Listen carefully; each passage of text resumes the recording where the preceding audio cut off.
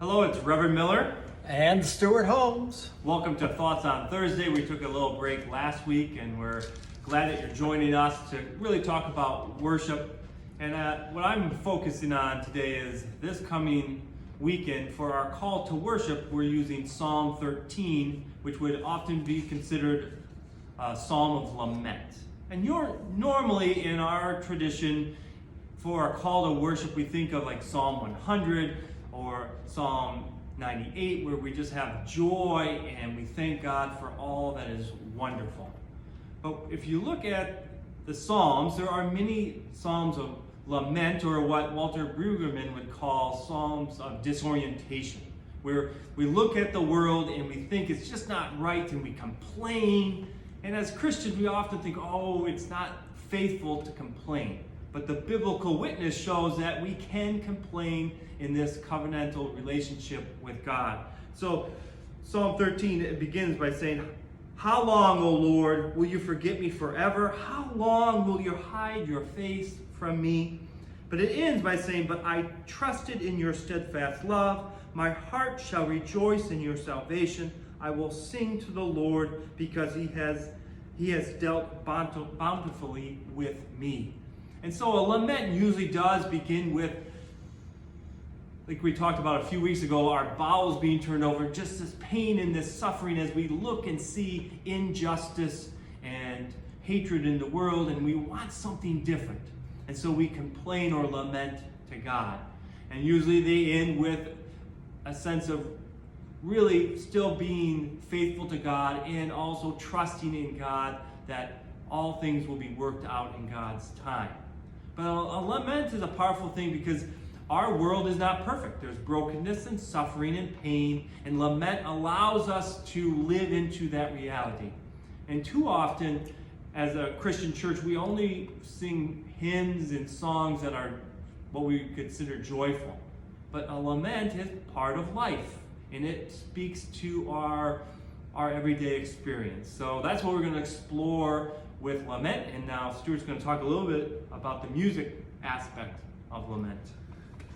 So when Rob and I talked about lament, it immediately came to mind that Jean Langlais would be a perfect composer to search through his music. And I came across his little book, little organ book he calls it, with a magnificent chorale that is really perfect for lament. Let me play just a moment of it.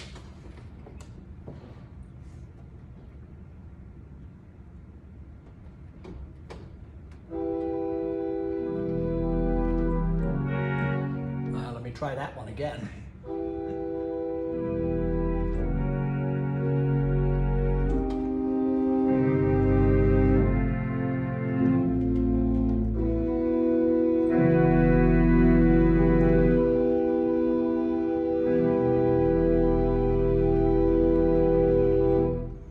Goes on.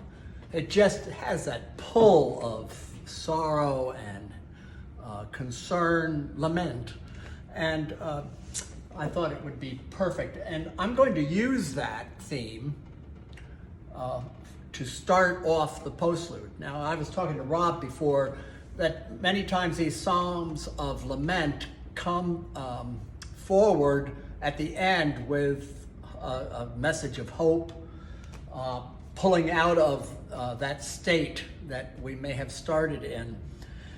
Rob put me on to Dietrich Bonhoeffer, and I found that one of his great hymns has the text that reads, "By gracious power so wonderfully sheltered and confidently waiting, come what may, we know that God is with us night and morning and never fails to greet us each new day."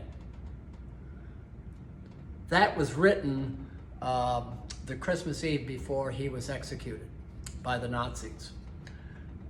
It's a real powerful poem, and the poem has been rewritten or expanded by the great British hymnist Fred Pratt Green. And I want to read just a portion of what he says. The singer is captured by the eloquence and depth of that first line. We are sheltered by the gracious powers of God, allowing us to confidently wait, come what may. So I'm going to take that hymn text for the postlude and start with the same lament feeling.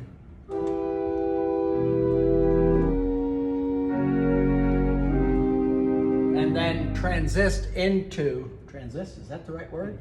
Move into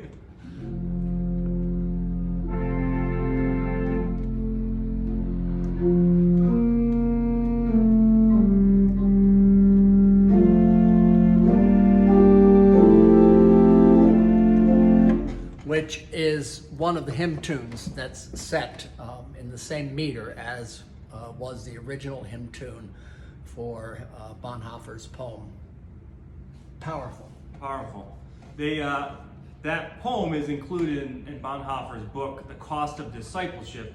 And the interesting thing is that the last few weeks, including this week in our gospel lessons in Matthew, really is that idea of the cost of discipleship and the call on the disciples of Christ, and then also our call. And we're going to explore that with lament and also doing God's justice and will in the world in our current circumstances. So I believe it'll be a wonderful service, both with message and music, and we encourage you to join us. Thanks, and have a great day. Take care.